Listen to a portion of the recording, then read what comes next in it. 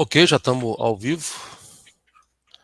Boa noite, iniciando a nossa live, tão esperada e prometida live aqui da segunda-feira. Com muita alegria que nós vamos bater um papo muito bacana com a professora Marilene, doutora, minha amiga, minha eterna professora, né, coordenadora do Direito da PUC Minas Betim, e com Juliano Medeiros, que nos dá uma honra muito grande, né, de estar conosco aqui. Você não sabe a nossa alegria de tê-lo, viu, Juliano? O respeito que você teve conosco nos deixou assim muito felizes com você. Né? Daqui a pouco você vai dar o seu boa noite. O Juliano é presidente nacional do PSOL, né, uma liderança jovem e tem uma história bacana. Li muito nos últimos dias sobre um pouco da sua história. Depois você tem que falar para a gente, né, como é que está aí seu doutorado, dentro como é que foi a defesa, né, da sua tese. E o professor Carlão, que está sempre com a gente nas lives, irmão de luta e de caminhada e de sangue também, né, Carlão? Então vamos passar aqui, vou passar para a Marilene para ela dar boa noite primeiro, inicialmente. Bem-vinda, muito obrigado, viu, Marilene? Uma alegria tê-la conosco aqui. Bom, sou eu quem agradeço o convite, Antônio Carlos, né? Estamos juntos também em várias outras lutas. Professor Carlão, boa noite. Juliano Medeiros, boa noite. Muito bom estar aqui com vocês nesse bate-papo. Vou passar para o professor Carlão, que vai dar boa noite, mas antes eu cometi né, não acabei não falando, mas todo mundo sabe, a gente divulgou e nós vamos falar muito disso daqui a pouco. A gente vai falar de um tema muito importante, muito atual, né, um tema que mexe com o debate mesmo, e é por isso que a gente resolveu debatê-lo, que é a taxação das grandes fortunas no Brasil. Daqui a pouco o Juliano vai falar um pouco para nós de como é que está a campanha que o PSOL, né, ajuda a construir, que tem duas frentes importantes no Brasil, que estão à frente, a Frente Povo Sem Medo e a Frente Brasil Popular, que estão discutindo essa campanha importante, num momento muito importante. Professor Carlão. Boa noite, Antônio Carlos, boa noite, Marilene, boa noite, Juliano. Realmente é um momento importante que a gente está vivendo em razão da pandemia, e que se faz extremamente importante esse assunto, que é a taxação das grandes fortunas. E aí a gente tem o prazer de ter vocês dois aqui, o Juliano e a Marilene. É para nós muito importante, para nós motivo, razão da gente continuar aí todas as segundas-feiras, e depois que passar esse período de quarentena, a gente deve continuar, porque realmente é muito bacana, esclarecedor, e faz...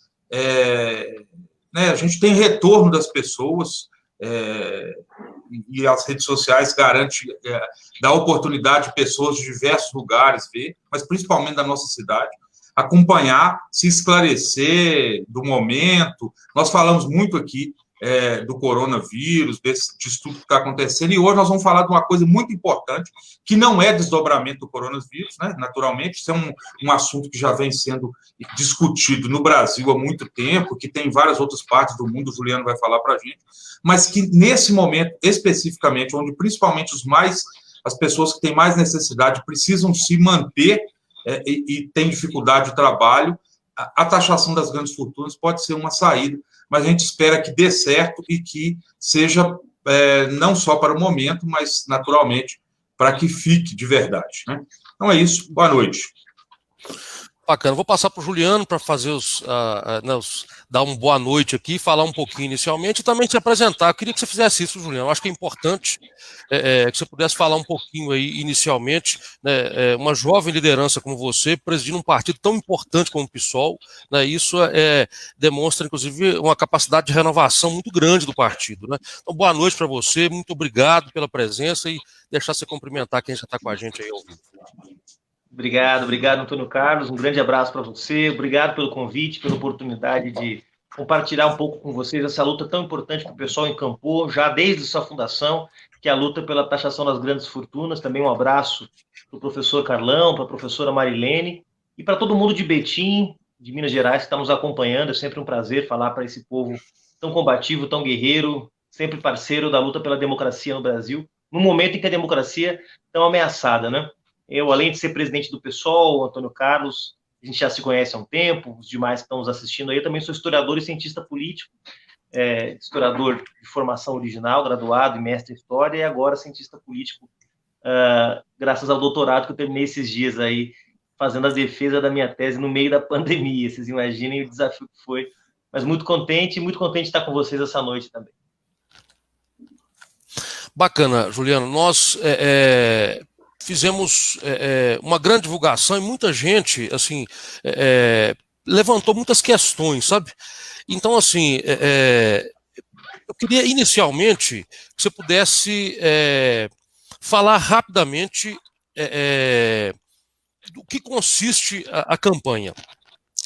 Depois eu acho que a gente podia entrar, porque uma das grandes perguntas, eu vou entrar direto nela, porque eu acho que ela a gente foi muito indagado, o professor Carlão também foi, né, o que seria grande fortuna? Né? Como taxar e o que seria limite disso, né? Limite disso, né? E aí, assim, a Marilene fica à vontade também, Marilene, para você poder colocar algum questionamento, mas inicialmente eu queria que você pudesse falar para a gente, Juliano, qual que é a perspectiva da campanha, o que seria grande fortuna, né? E nesse desafio, então, de taxar as grandes fortunas no Brasil.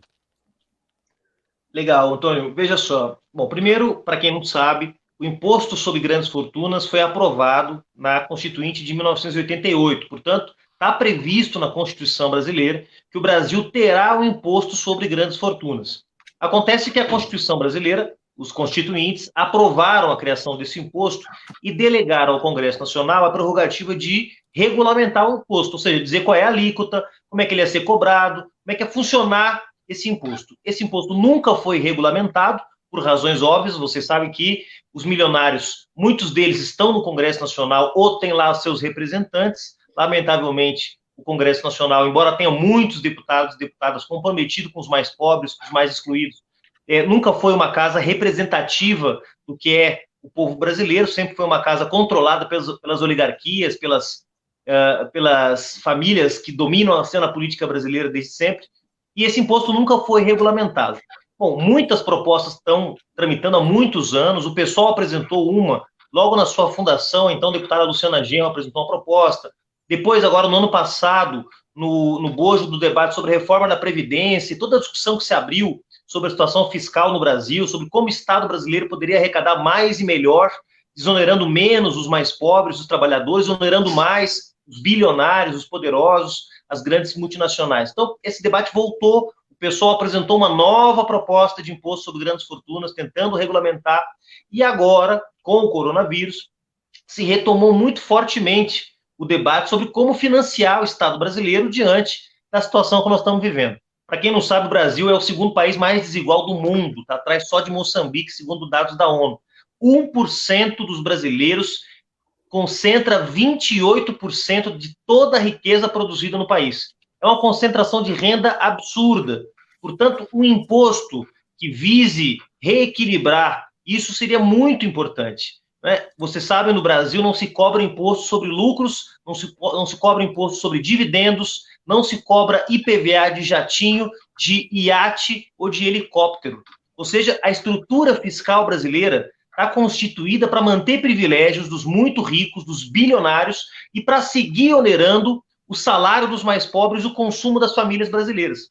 Por isso, um bilionário paga num saco de feijão a mesma coisa de imposto que paga um trabalhador que ganha um salário mínimo. Porque no Brasil, os impostos são majoritariamente indiretos, sobre o consumo, o que é absolutamente injusto e perpetua uma situação de profunda desigualdade que nós temos no Brasil. Então, o que acontece? Os movimentos sociais, organizados em duas articulações, dois movimentos, uma frente chamada Frente Brasil Popular, encabeçada principalmente pelo MST, pela CUT e por outros movimentos, e a Frente Povo Sem Medo, que é encabeçada pelo MTST, Movimento Sem Teto, e outros movimentos, lançaram uma campanha unitária, porque começaram a tramitar na Câmara e no Senado outras propostas de regulamentação.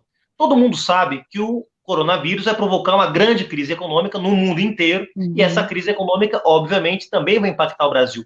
Para superar essa crise econômica, nós vamos ter que ter um Estado forte, com capacidade de induzir o investimento público e privado, e para isso vai ter que ter capacidade de oferta de crédito, vai ter que ter recursos para as obras públicas, vai ter que ter caixa para poder enfrentar a reconstrução do Brasil depois da pandemia. O Estado pode fazer isso de várias formas. Pode emitir moeda com os riscos de inflação, pode se endividar com os problemas que o endividamento acarreta, pode usar reservas, o que também traz instabilidade, mas são todas saídas possíveis. E pode reformar o seu modelo tributário para arrecadar mais e arrecadar melhor. Para ir diretamente à pergunta do Antônio Carlos, que eu sei que é a pergunta de muitos que estão nos assistindo agora. Há muitas propostas tramitando, que vão desde uma alíquota de 1% ao ano sobre patrimônio líquido acima de 10 milhões ao ano, até propostas que vão de 1% acima de patrimônio líquido de 50 milhões. A expectativa é que o imposto sobre grandes fortunas poderia arrecadar algo entre 159 bilhões de reais e 272 bilhões de reais. É difícil falar em cifras tão elevadas, porque nem sempre as pessoas têm uma referência na cabeça do que significariam essas cifras. Mas só para vocês terem uma ideia, no ano passado, todo o orçamento de investimento das universidades brasileiras foi de 6 bilhões de reais. Então nós estamos falando de ter aí muitas vezes o orçamento de investimento de todas as universidades federais brasileiras somadas. Então é um imposto que teria muito impacto. Ele não poderia ser cobrado imediatamente, porque há o princípio da anualidade, ou seja, nenhum imposto aprovado na Câmara pode ser cobrado no mesmo ano, ele precisa ser cobrado só no ano seguinte, mas seria um imposto muito importante para ajudar o Brasil a se reconstruir depois da crise econômica que a epidemia do coronavírus e a incompetência do governo Bolsonaro vão provocar no nosso país. Juliano, todas essas questões que você aponta são profundas e a gente precisa realmente discutir. A sociedade tem que participar desse debate e saber que existem alternativas, né? Nós comentávamos antes aqui que esse é um momento propício para se levar adiante a taxação das grandes fortunas em um país, como você colocou, que é extremamente desigual, em que a gente luta todos os dias para efetivar direitos humanos, né? E efetivar direitos humanos em um Estado que não tem capacidade, ou pelo menos que não quer rever o sistema tributário para taxar as grandes fortunas, de fato, sempre adiar medidas que possam ser efetivas e que possam, de imediato, contribuir, né? Esse cenário que estamos vivendo, dessa pandemia, nos chama para esse debate, para levar adiante a taxação, considerando, como você disse também, que o Brasil, né, em termos de desigualdade aí, está batendo recordes. E se nós não tivermos a capacidade de rever o nosso sistema tributário e taxar as grandes fortunas, nós vamos continuar sempre com medidas paliativas que não têm o condão de adentrar nessa questão e de trazer soluções.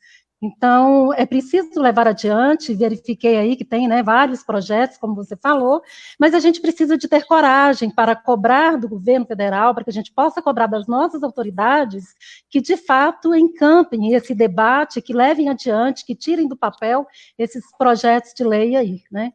Não apenas a gente vê que, eu entendo que um projeto de lei para a gente regulamentar essa questão somente em virtude da pandemia não vai resolver o nosso problema, mas a gente pode aproveitar esse momento agora para falar dessa taxação de maneira definitiva. Me parece que o projeto que prevê aí da Elisana, né, da Elisana Gama, ela prevê aí a questão da taxação, mas como você falou, como tem o princípio da anterioridade, não se pode instituir um tributo e cobrá-lo no mesmo ano, a não ser que se obedeça lá a anterioridade prevista também, mas prevê no projeto uma espécie de empréstimo compulsório que seria devolvido depois, né? Mas eu acredito que a gente precisa trabalhar, já que nós estamos falando de taxar as grandes fortunas, que a gente possa encarar o debate para além desse momento de pandemia. A pandemia coloca esse projeto no centro do debate aí, mas a gente precisa pensar além. O que vamos fazer depois? Penso que é o momento de aproveitarmos para levar adiante o debate e encarar esses projetos, essas ideias, né, para que a gente possa discutir um pouco de distribuição de renda nesse país, de algo que seja mais efetivo mesmo, né? Marilene, tem algumas, Marilene, Juliano e Carlão, né, algumas pessoas já entrando com a gente aqui, dando boa noite. Eu queria agradecer a todo mundo que está participando. Né, aqui, ó, tem uns abraços aqui, Marilene. Ó. Esse aí, com certeza, você conhece. Acho que foi seu aluno esse aí, ó, mandando um abraço para a gente. O Felipe, Arailda também. Aí, ó, Arailda mandando um abraço para a gente, muito obrigado. À medida, a gente vai aqui destacando, à medida que as pessoas forem entrando, a gente vai destacando e agradecendo. Se tiver alguma pergunta, também pode ficar à vontade. Eu queria, Juliano, que você pudesse... quais são as perspectivas, por exemplo, para discutir... você que tem acompanhado as discussões mais nacionais, qual que é a possibilidade do Congresso Nacional discutir um projeto, não importa de quem seja nesse momento, né? Mas discutir um projeto. Você acha que existe essa possibilidade? E se existe a possibilidade da discussão, se há, na sua avaliação, na avaliação do PSOL e das lideranças nacionais, a possibilidade de levá-lo a plenário? Como é que você vê esse cenário? Olha, Antônio Carlos, a gente está num momento de muita instabilidade política, né? Ontem nós vimos o que o presidente da República fez. Ele foi para frente do comando do Exército participar de um ato que pede fechamento do Congresso Nacional e do Supremo Tribunal Federal. Então, nós não estamos vivendo um contexto de normalidade democrática, no qual as instituições funcionam normalmente, no qual o debate público no Brasil se desenvolve de forma plural, democrática, respeitando as divergências. Nós estamos com um presidente que defende, por exemplo, que o meu partido deixe de existir, porque acha que o lugar de partidos que defendem uma outra forma de organização da sociedade, mais justa, mais solidária, não tem lugar no sistema político brasileiro. Então, nós não estamos vivendo exatamente um momento de normalidade. Então, isso, para o bem ou para o mal, permite que ideias que, nos últimos 32 anos, para ser mais preciso em relação ao imposto sobre grandes fortunas, foram interditados, temas que foram interditados no debate público, possam ganhar espaço. Isso vale para coisas boas, como imposto sobre grandes fortunas, e vale para absurdos, como racismo, homofobia, xenofobia, questões que estavam sendo tratadas pela sociedade brasileira para que essas chagas fossem superadas. Então, como nós estamos vivendo um momento um pouco extraordinário, excepcional, por conta não só da pandemia, mas por tudo que o Brasil vive nos últimos anos, eu acredito que sim, é possível que nós possamos ter algum desses projetos progredindo. Há vários deles que foram apresentados na Câmara, há 4 que estão tramitando no Senado Federal. Na Câmara não tenho certeza quantos são, mas algo deve ser em torno de uma dezena de projetos na Câmara dos Deputados. 4 estão tramitando no Senado Federal e, pela primeira vez em 32 anos, um deles, no Senado, começou a tramitar na comissão, uma comissão especial, com vistas a chegar ao plenário. Bom, isso seria muito positivo. É claro que nós não temos, nem no presidente da Câmara e nem no presidente do Senado, 2 aliados, né? Tanto o Davi Alcolumbre quanto o Rodrigo Maia são de um partido que historicamente serviu de anteparo, de proteção dos interesses dos bilionários no Brasil. Então, não há que se esperar boa vontade do seu Davi Alcolumbre ou do seu Rodrigo Maia para pautar esses projetos no plenário. Só que nós estamos vivendo tempos, como eu disse, extraordinários.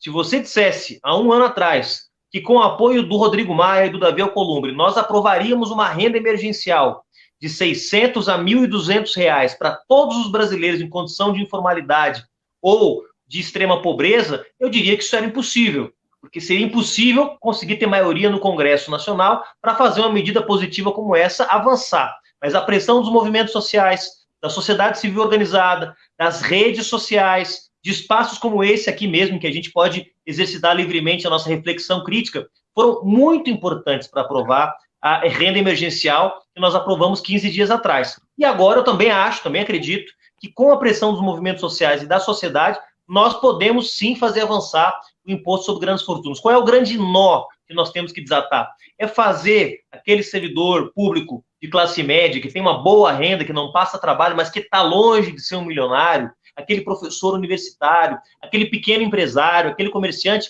mostrar para eles que eles não correm risco nenhum. O imposto sobre grandes fortunas está voltado aos milionários e bilionários.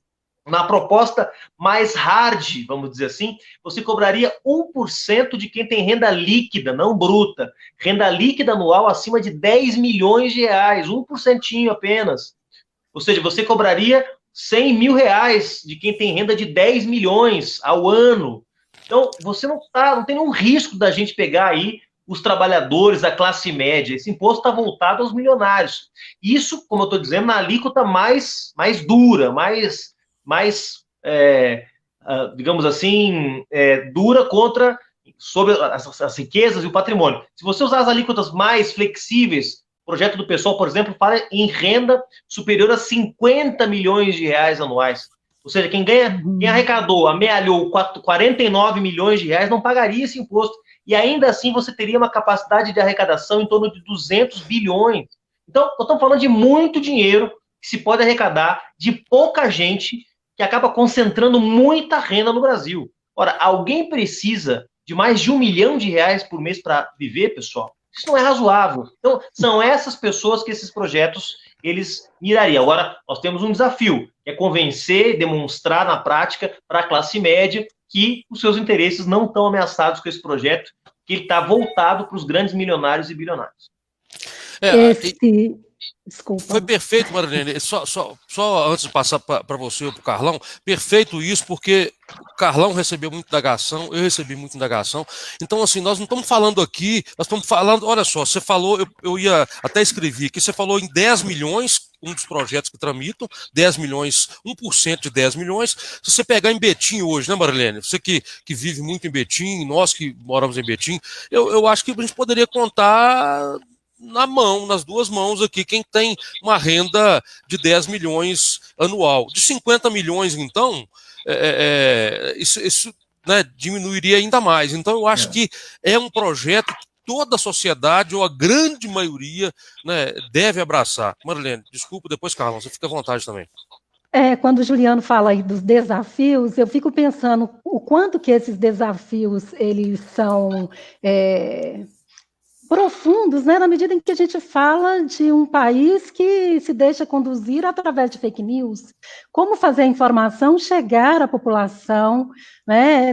Na verdade, são vários desafios. É lutar contra o lobby que se faz dentro do Congresso, contra essa pressão que se faz aí por quem tem interesse, portanto, por quem, né, é detentor de grandes fortunas, e levar ao conhecimento da população, né, a informação, a que veio o imposto, o projeto aí que você coloca do PSOL de taxar, né, a grande fortuna aí acima de 50 milhões, esse patrimônio, fazer isso chegar ao conhecimento da população, porque a transformação da sociedade onde a gente vive passa pelo conhecimento, passa pela união, passa pela cidadania, pelo exercício da cidadania, né? E não teremos pessoas capazes de exercer o direito à cidadania efetiva se ela não tem conhecimento, se não tem educação e se não sabe, né, a importância de se taxar as grandes fortunas em um país de tanta desigualdade social, né?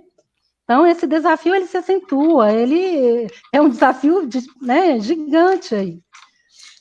Agora, só para dialogar com isso que você está falando, inclusive, Marilene, no ano passado, quando se instalou o debate sobre a reforma da Previdência, nós retomamos o debate sobre uma reforma tributária no Brasil. Só para vocês terem uma ideia, as dívidas das grandes empresas multinacionais e bancos no Brasil com a União, ou seja, aquilo que as empresas sonegam, as grandes empresas sonegam no Brasil, chega a 400 bilhões de reais. Agora você veja, e entre os grandes devedores estão os principais bancos, como Bradesco, Santander, HSBC. Veja se os lucros e dividendos desses bancos deixam de ser distribuídos para os seus acionistas, mesmo que eles devam, mesmo que eles sejam caloteiros do Tesouro Nacional, do Fisco Nacional. Ou seja, devem para o Estado brasileiro, mas não deixam de remeter os lucros e dividendos para os seus acionistas. Então é disso que nós estamos falando, é taxar essas pessoas que acabam se beneficiando da elisão fiscal, acabam se beneficiando da sonegação fiscal cometida por grandes grupos econômicos e que acabam se livrando da possibilidade do Estado brasileiro exercitar algum tipo de justiça tributária sobre esses milionários. Então, o imposto sobre grandes fortunas vem para tentar, de alguma forma, corrigir, já que não é possível ter meios eficientes para cobrar os devedores do INSS, pelo menos fazer com que aqueles que se beneficiam da elisão fiscal paguem uma cota para ajudar a reequilibrar o sistema tributário brasileiro. Juliano, só um minutinho só, Carlão. Tem um retorno voltando aqui. Marilene, olha se é o seu, Carlão, que pode estar, ou do Juliano, que estão abertos aí, tá voltando aqui. Eu queria, antes de passar para você, Carlão, registrar aqui o professor José Luiz Rodrigues. Zé Luiz, né? Está com a gente aqui, vou deixar a fotinha dele aqui, lutador da educação, está falando que o debate é muito importante. Agradeço, Zé Luiz, um grande abraço para você, amigo nosso. Está também o Lécio. Enfim, tem uma pergunta aqui, uma pergunta não, uma provocação, digamos assim, bacana da Lila Coutinho, que depois, Lila, eu reservei ela aqui, vou passar agora para o professor Carlão, e depois vou colocar ela como debate aqui para a Marilene, para o Juliano, enfim, para todos nós. Vamos lá, professor Carlão, desculpa. Eu gosto muito dos números, né? Eu sou professor, inclusive, da área de exatas, apesar de que a maioria das pessoas acham até que eu sou colega seu da história aí, o Juliano, mas eu sou das exatas, até pelo meu envolvimento político. Mas, então, eu acho que interessante esse momento que a gente vive e de poder falar, né, numa rede social para algumas milhares de pessoas, coisa que a gente não tinha alguns anos atrás, e a gente pode, inclusive, é o momento da gente, as pessoas entenderem como que é. E aí, fazendo os números aqui, quando você falou de um projeto que taxaria 10 milhões de rendimento anual, seria alguém que ganha acima de 830 mil por mês, né? E quando esse outro projeto de 50 milhões, seria alguém que teria uma renda acima de 4 milhões por mês, né? Isso é interessante justamente porque a gente precisa de convencer as pessoas de que isso não vai ser mais um tributo para a gente, né? Para a classe média, para quem ganha 10, 15, 20 ou 5 mil por mês. E aí tem um outro detalhe que eu fui muito indagado, que necessariamente a gente não tem que responder agora, mas a gente pode responder no decorrer da nossa live hoje, vai ser importante, que é o seguinte, um dos questionamentos é o seguinte, e a fuga de capitais? Né? Isso eu sei que tem resposta, mas a gente precisa esclarecer isso para as pessoas, né? Porque vários me questionaram em rede social, falaram, se for acontecer isso, vai haver fuga de capitais. Mas é possível, e aí vocês vão poder explicar para a gente, que é possível conter essa questão aí da fuga de capitais, né? Também dentro do mesmo projeto, talvez seria essa saída que você pode explicar melhor para a gente. Então é isso. Marilene, você tinha... Oi, não, na verdade, a questão da fuga de capitais, eu fico pensando, a nossa Receita Federal, ela funciona tão bem, né? Ela consegue saber do nosso patrimônio, o Estado tem meios de fiscalizar e tem meios de coibir a fuga de capitais, só não o faz porque não quer, né? Meios nós dispomos deles, mas falta vontade política para encarar esse problema e para, de fato, taxar aí as grandes fortunas. Na minha concepção, é falta de vontade política. Meios nós temos, inclusive, né, jurídicos aí para isso. Juliano, você consegue já falar sobre esse tema que o Carlão... eu acho que é importante, se você conseguir falar um pouco para a gente. Esse é um grande mito que existe no debate público brasileiro há muitos anos. Se Lula fosse eleito em 89, teria fuga de capitais. Se o imposto sobre grandes fortunas progredista, teria fuga de capitais. Esse é o grande fantasma que o empresariado brasileiro sempre utiliza para impedir as medidas de justiça tributária no Brasil. Então é importante a gente entrar nesse tema. Vamos dar um exemplo aqui. Quando, no auge da crise econômica de 2008, ela chegou no Brasil mesmo a partir de 2011, 2012, tá?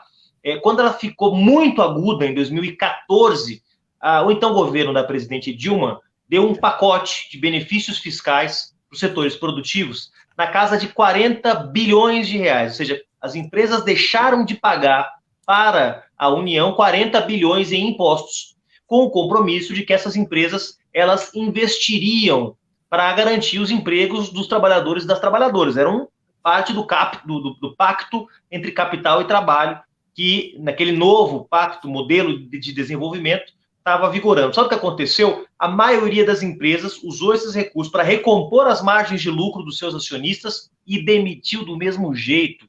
Só a Embraer demitiu naquele mês 4.500 trabalhadores e trabalhadoras, com todos os benefícios fiscais que foram concedidos pelo governo. Então, a mentalidade da elite brasileira é uma mentalidade que sempre coloca a manutenção dos privilégios e dos lucros em primeiro plano. Então, sim, é possível que, diante de um contexto no qual o Estado brasileiro imponha uma medida de justiça tributária como imposto sobre grandes fortunas, possa haver algum tipo de ameaça nesse sentido. Mas vamos lá. Em primeiro lugar, o Brasil é um dos poucos países do mundo, junto só com a Estônia, que não taxam lucros e dividendos. Que empresário, que acionista, que milionário vai deixar o Brasil para ir para um outro país que não só cobra imposto sobre grandes fortunas, como cobra lucros e dividendos, como taxa heranças. A taxa de herança no Brasil mais alta é de 8%. Na Inglaterra chega a 80%. Nos Estados Unidos, 60%. Na França, 40%. E sabe por quê? Porque lá predominam os valores liberais de verdade. Porque no liberalismo, você tem que ter aquilo que é fruto do seu trabalho. E, portanto, aquilo que você herda do trabalho alheio tem que ser fortemente tributado. Isso é um verdadeiro valor liberal. Por isso, o imposto sobre herança é tão alto nos países desenvolvidos. Isso foi fundamental, inclusive, para a reconstrução desses países depois da guerra. Para dar um exemplo, então, que empresário, que magnata vai querer sair do Brasil? Que fuga de capital é essa? Para ir para qual país? Bom, nós temos paraísos fiscais, claro, os paraísos fiscais que praticamente não cobram nenhum tipo de taxação, as Ilhas Virgens, o Panamá, as Ilhas Caimã, famosas pelos escândalos financeiros, mas nesses países também não há nenhuma infraestrutura instalada para manutenção de empreendimentos produtivos como existe no Brasil. Então, eu realmente não acho que seja uma ameaça que nós devamos levar a sério, a ameaça da fuga de capitais. Isso existe no Brasil há muitos anos, isso é uma conversa das elites brasileiras há muitos anos. Quando Lula ganhou as eleições de 2002, se ameaçou a fuga de capitais, o dólar aumentou o valor do dólar na cotação, a Bolsa de Valores estourou, ou seja, sempre se usam esses mecanismos como mecanismos de chantagem para impedir que o poder público atue no sentido de garantir maior justiça tributária no Brasil. Eu acho que nós não devemos levar essas ameaças a sério e devemos impor aqui sim a soberania tributária brasileira para garantir que os muitos bilionários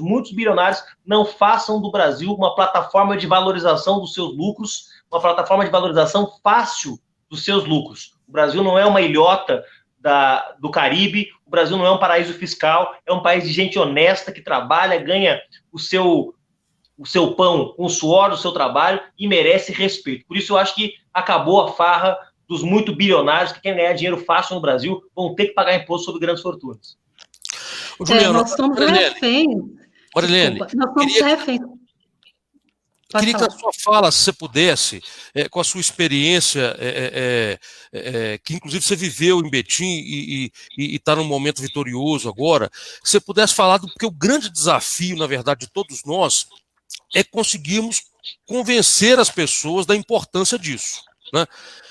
Sei que tem uma luta longa e vitoriosa com a PAC aqui em Betim, junto com tantas outras pessoas, né? Qual seria, assim, o caminho para a gente conseguir fazer isso com as pessoas? Um dos caminhos é esse aqui, que a gente está fazendo agora, né? De debater, de conversar, tem um monte de comentário bacana que eu vou colocar ali depois, né? Mas eu acho que talvez, se você concorda com isso, e os caminhos para a gente poder fazer isso, para convencer as pessoas da importância disso, de debater isso e de falar que sim, pode virar realidade. Não é um sonho de partido A ou de partido B.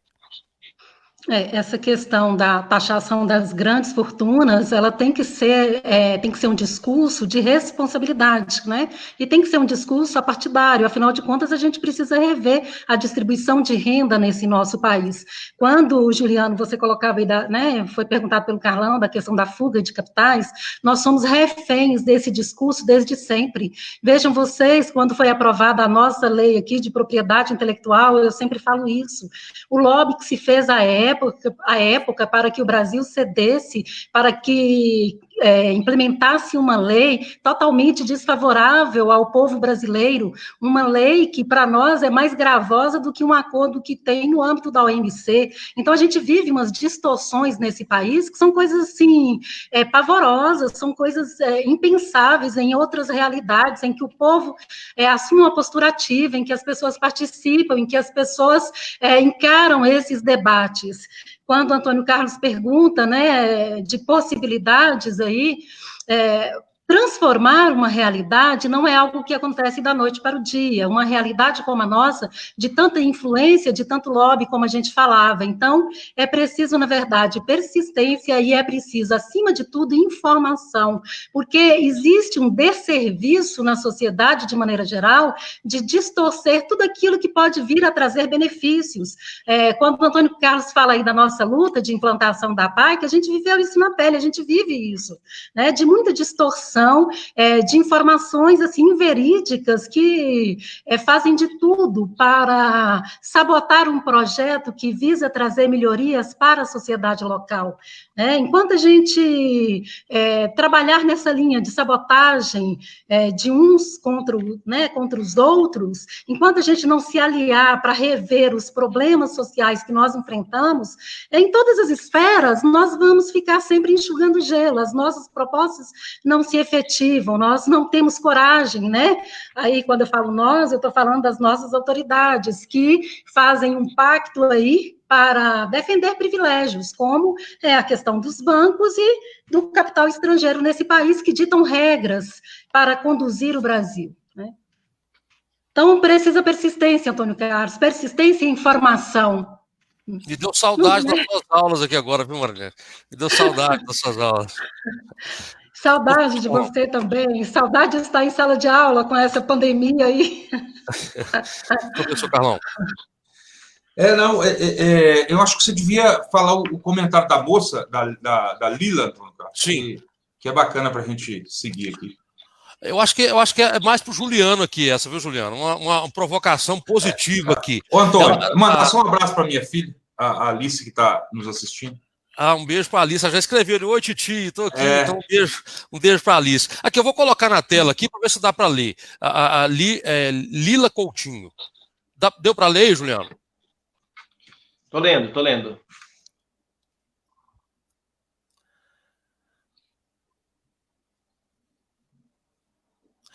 Veja só. A Lila, como muita gente, está angustiada com esse momento que a gente está vivendo. Claro, todos nós estamos, né? Todo mundo que defende a democracia, os direitos sociais, também está angustiado com esse momento. Mas eu diria para a Lila, de alguém que está, de fato, trabalhando 24 horas por dia pela unidade da oposição, que a gente está num momento até bom, viu, Lila? A gente já teve momentos mais difíceis. Você imagina, por exemplo, que na eleição para a presidência da Câmara dos Deputados no ano passado, a oposição se dividiu em 3 candidaturas. Então, não foi algo nem um pouco positivo, com gente da oposição apoiando Rodrigo Maia no primeiro turno da eleição para a presidência da Câmara. Então, nós já tivemos momentos mais difíceis, tá? Nesse momento, eu acho até que a gente conseguiu progredir bastante. Eu participei hoje à tarde de uma reunião com os presidentes dos partidos de oposição. A gente realiza essas reuniões a cada 15 dias, normalmente, aqui em Brasília.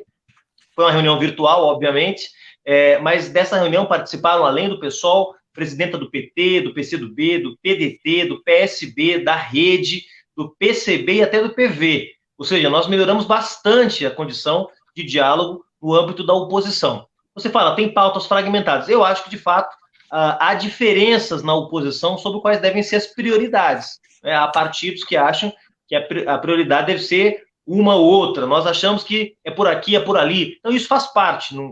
A riqueza, a diversidade da oposição não deve ser substituída pela lógica do pensamento único. Por que a direita se une muito mais facilmente? Porque não se une por ideologia, por visão de mundo, por projeto de sociedade, projeto de país. Se une para manter seus privilégios, manter seus benefícios, manter sua riqueza, manter seu dinheiro, muitas vezes, seus esquemas de corrupção.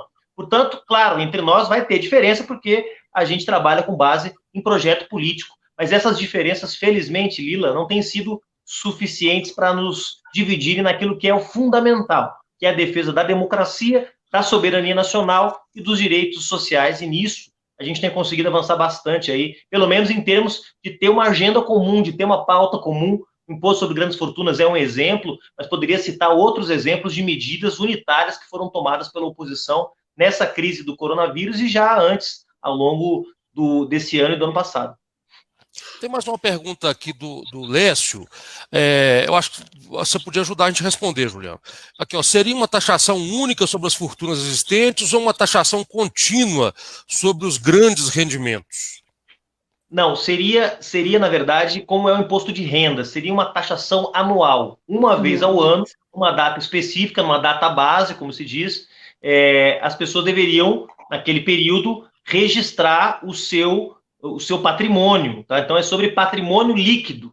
Então, a pessoa vai lá, tem no banco uma aplicação de 5 milhões, tem um apartamento de 3 milhões, bom, isso tudo é a renda anual do cara que somou 2 milhões. Se isso tudo, no caso desse projeto específico, que pensa uma alíquota sobre rendimentos líquidos superiores a 10 milhões. Se isso deu 10 milhões, o sujeito paga uma vez por ano. Então, não é um imposto mensal, é um imposto anual, como é o IPVA, como é o imposto de renda e outros, tá? Eu estou tomando como referência esse de 10 milhões, mas pode ser outro valor. A gente nem sabe, na verdade, qual desses projetos é que vai prosperar. Se é o de 50 milhões, se é o de 10 milhões, se é o de 20 milhões. Estou pegando o de 10 só como exemplo mais didático, que é o número mais fácil da gente trabalhar aqui. É isso. Ok. Professor Carlão, você... eu acho que esse momento é realmente ímpar, né? A gente, quando se trata da questão política, Juliano, você disse aí, de estar reunindo com, né, boa parte dos partidos aí, ou quase todos os partidos de oposição, e isso é o que a gente precisa nesse momento, porque a gente vê um avanço. Eu lembro, eu tenho 25 anos que eu sou professor, e eu lembro que até um tempo atrás a gente não falava, não existia uma propaganda de direita, né? A gente não via esse tipo de propaganda. Eu lembro que uma vez, há uns 15 anos atrás, que eu era diretor de uma escola, que recebi um primeiro jornal, foi a primeira propaganda específica, assim, de direita, contra a democracia, nem de direita, né, fascista mesmo, contra a democracia, de fechamento do STF e tal, uma publicação de uma associação de militares aqui de Minas Gerais. Né? Mas hoje a gente tem visto isso crescente. Né? E aí, para a gente resolver esse problema, para a gente combater isso, para a gente manter a democracia, que é o nosso sonho, que é o que muitos de nós aqui, talvez não mais jovens, não tenhamos lutado, mas temos o prazer de conhecer alguns mais velhos que a gente, que lutou pela redemocratização, que a gente possa manter o que tem aqui e melhorar. A democracia precisa ser melhorada, ela não pode ser jogada na lata do lixo porque ela está tendo um problema. E isso deixa a gente muito satisfeito. Então, a gente tem hoje, e a gente precisa convencer as pessoas, a Marilene sabe como faz esse tipo de convencimento, porque, né, a questão de convencer as pessoas da APAC é uma coisa que eu sei que é difícil, e ela conseguiu aqui em Betim, junto com outros, naturalmente, mas de convencer as pessoas sobre essa questão das grandes fortunas e de convencer as pessoas que a gente não pode jogar a democracia na lata do lixo, a gente tem que aprimorar a democracia. E isso a gente vai fazer com os movimentos, com os partidos políticos de esquerda e daqueles que, porventura, mesmo que não tenha historicamente um alinhamento com a esquerda, mas que resolva que, nesse momento, a gente tem que avançar com a democracia e não retroceder. Né? E essa informação que você traz nos deixa satisfeito e faz parte desse processo de convencimento das pessoas que a gente precisa continuar lutando e que a taxação das grandes fortunas é uma coisa que a gente deve conseguir e basta a gente continuar a luta aí, que a gente vai conseguir nos próximos, no próximo, daqui a um ano, agora, durante o coronavírus ou depois, mas nós vamos conseguir, porque isso faz parte de aprimorar a democracia e levar para as pessoas mais pobres e mais necessitadas a divisão da riqueza do Brasil, que é de todos nós e não só de alguns que vivem enquanto outros vivem na miséria. Né? É isso. Nós temos que ser otimistas em relação a isso, né, Carlão? Pelo menos Sim. Um otimismo aí, porque vivendo tempos tão difíceis, quem diria que nós estaríamos no ano de 2020 falando em fechamento do Congresso, em AI-5? O povo brasileiro não tem memória, né? Do sofrimento, a ditadura, o perigo que é se falar, né, levantar uma bandeira pedindo o fechamento do Congresso, do Supremo Tribunal Federal, das instituições democráticas desse país. Isso é de um perigo enorme, e as pessoas não se dão conta disso, né?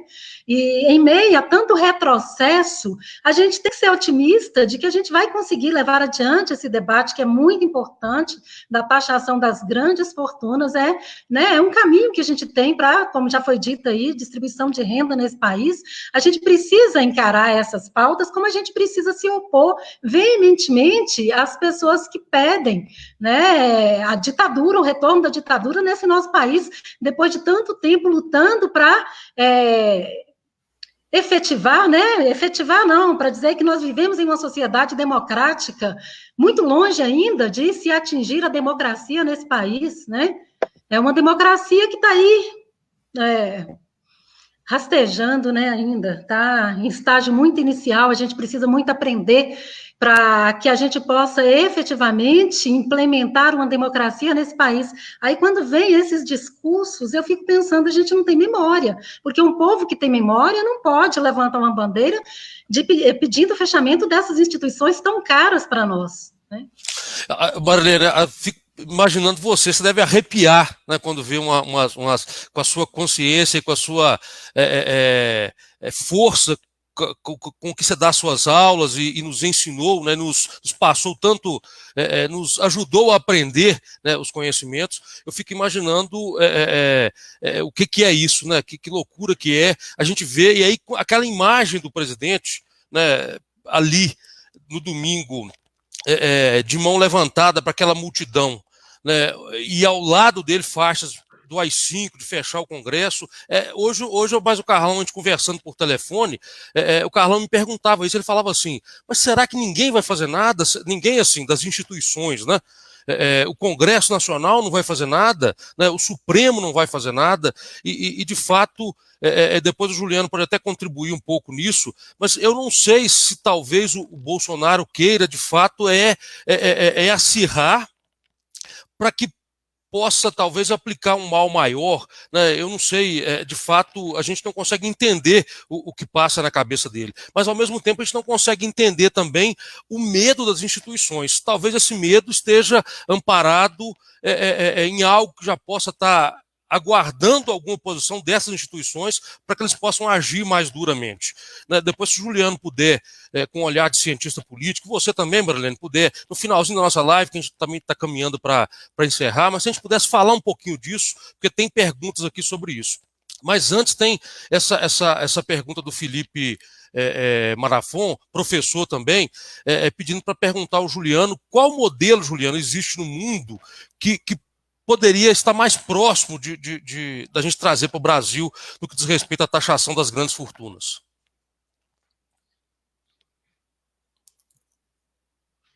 Ô, Juliano, seu microfone. O áudio estava desligado aqui. Um abraço para o professor Felipe.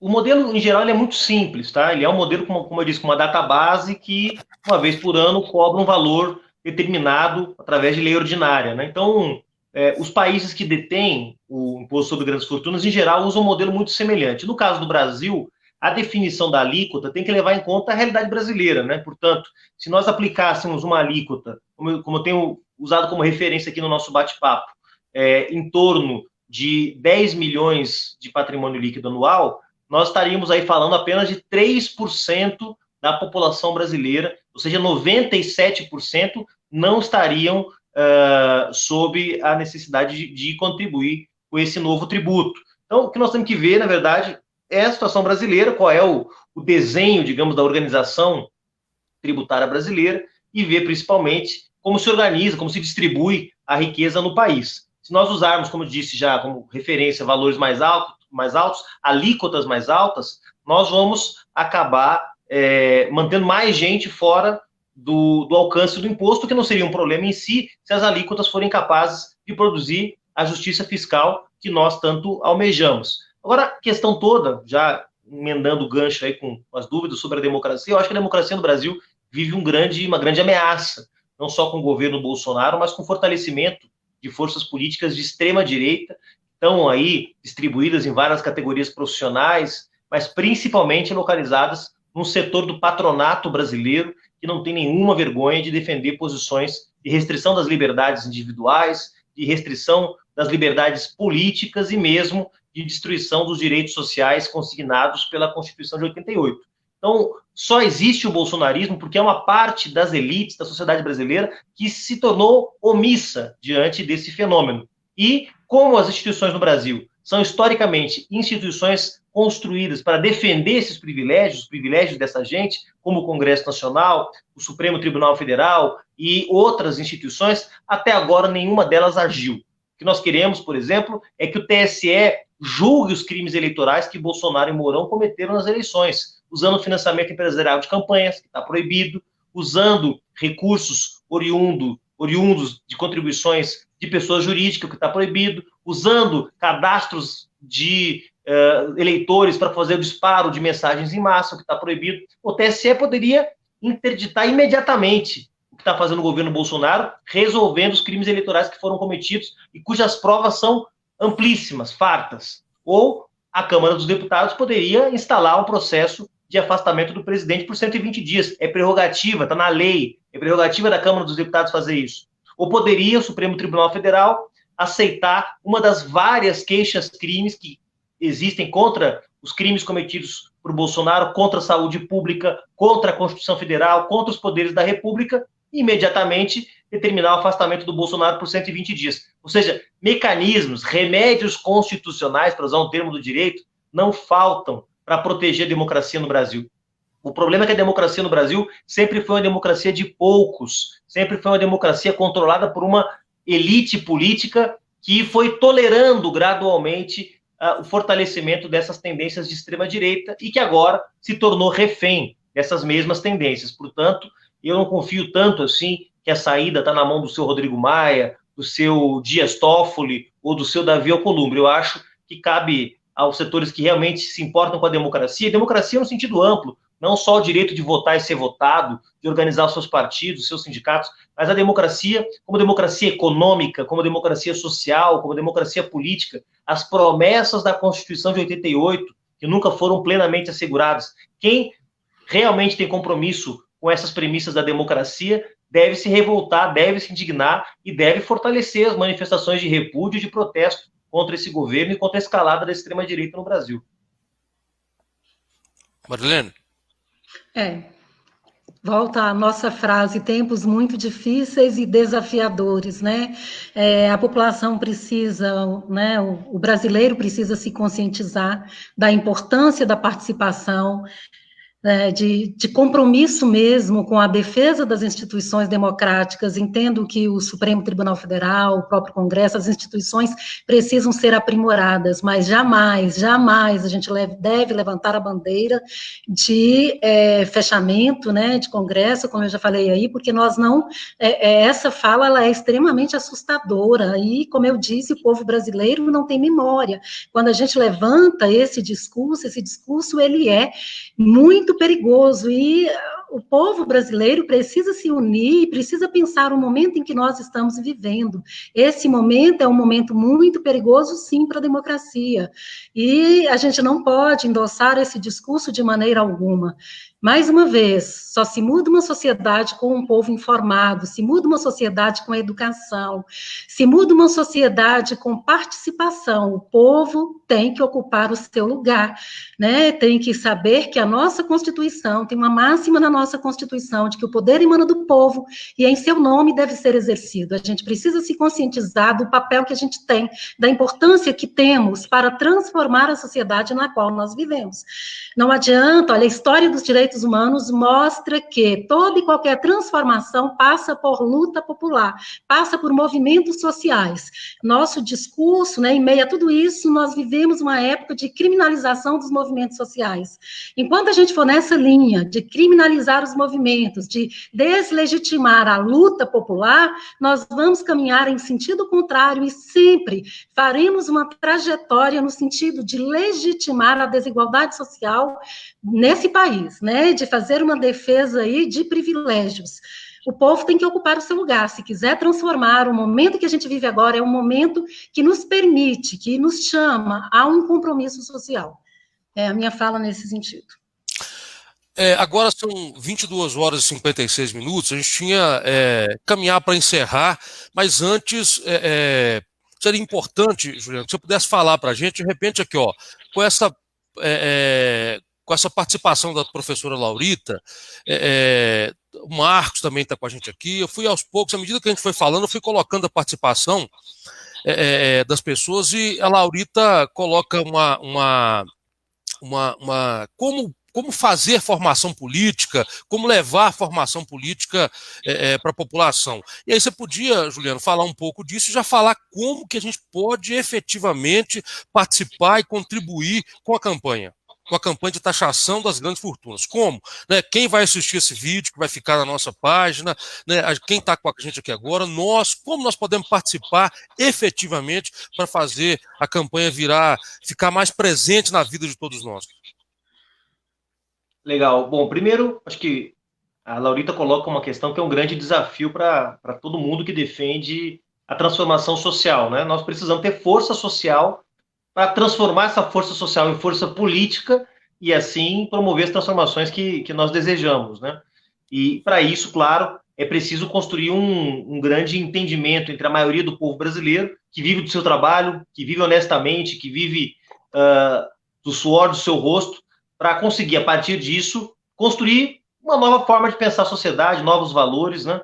Aquilo que o Gramsci, Antonio Gramsci, grande pensador italiano, falava em transformar as visões particulares de mundo em visões nacionais. Então, transformar a ideia de classe numa ideia de classe nacional, ou seja, que todo mundo, de alguma forma, ou a grande maioria da sociedade, se comprometa com uma determinada visão de desenvolvimento, de sociedade, de justiça social. Esse é um trabalho muito, muito árduo, muito difícil, e que vai exigir comprometimento de partidos, de entidades da sociedade civil, de sindicatos, de movimentos sociais, mas, principalmente, eu acho que passa por um exercício que a gente está fazendo essa noite aqui hoje, que é de democratizar as vozes no debate público.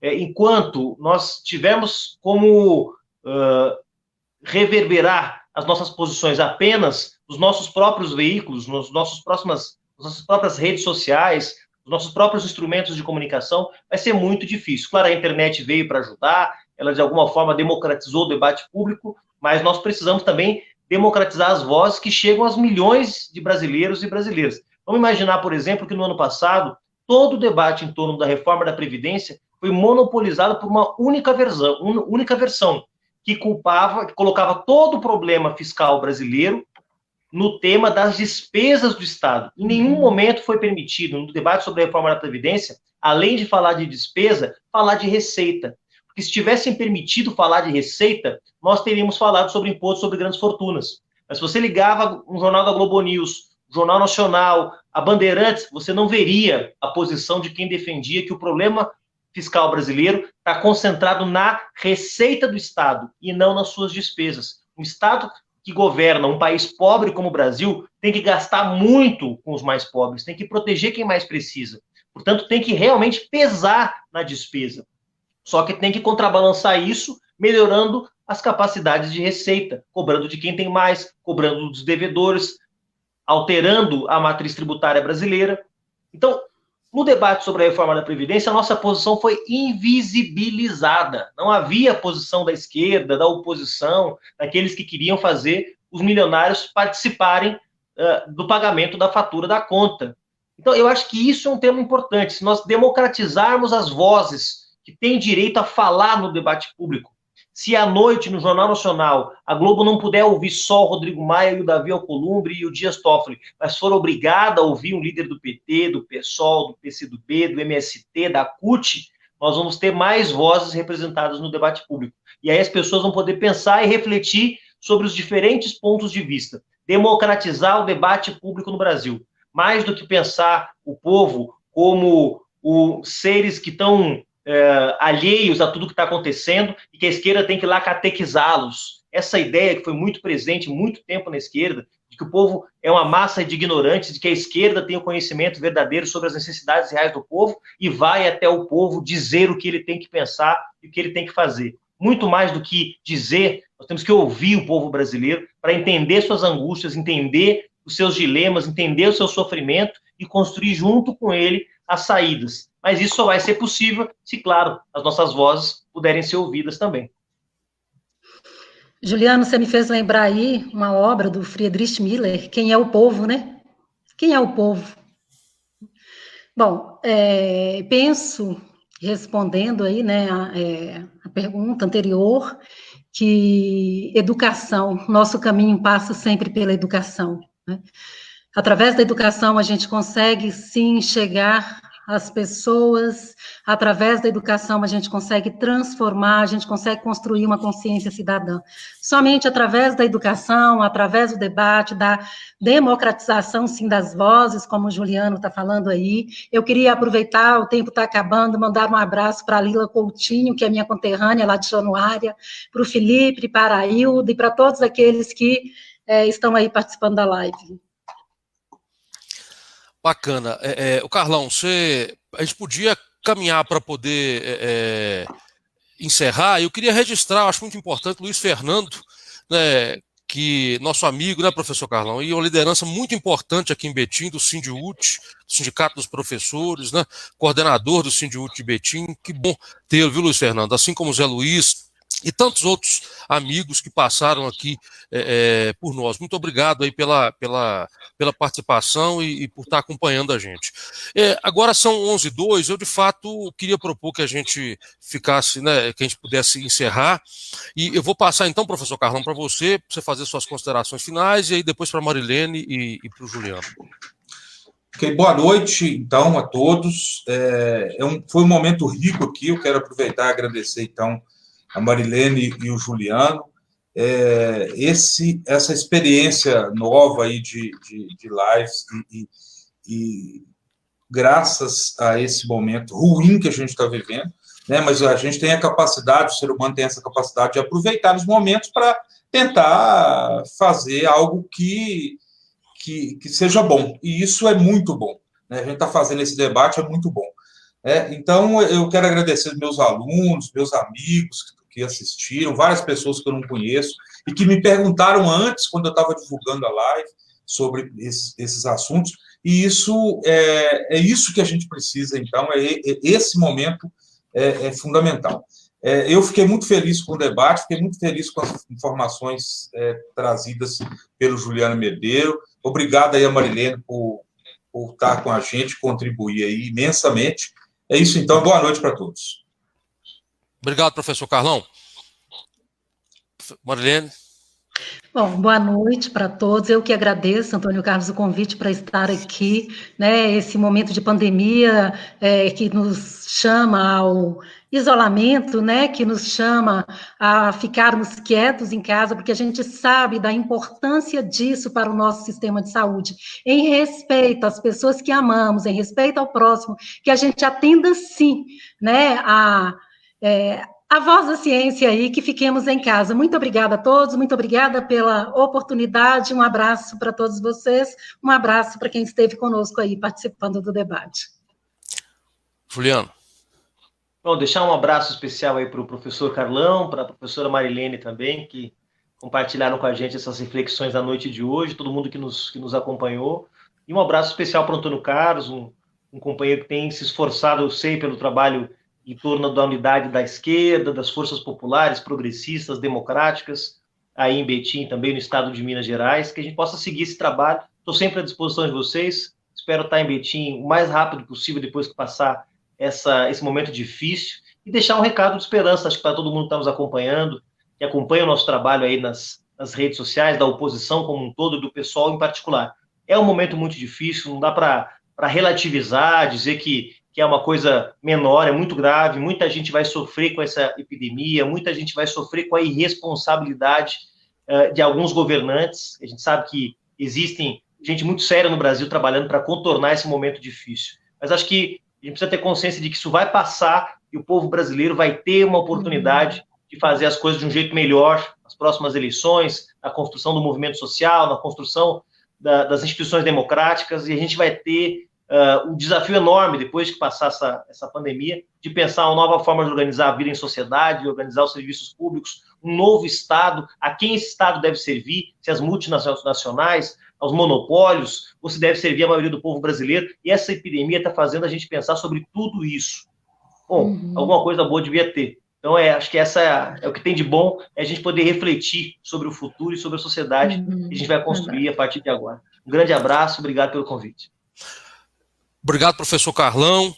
Marilene, de coração, muito obrigado. Sabe o carinho e o respeito que eu tenho por você, que nós temos por você. Muito feliz de você ter aceitado o convite, feliz de verdade.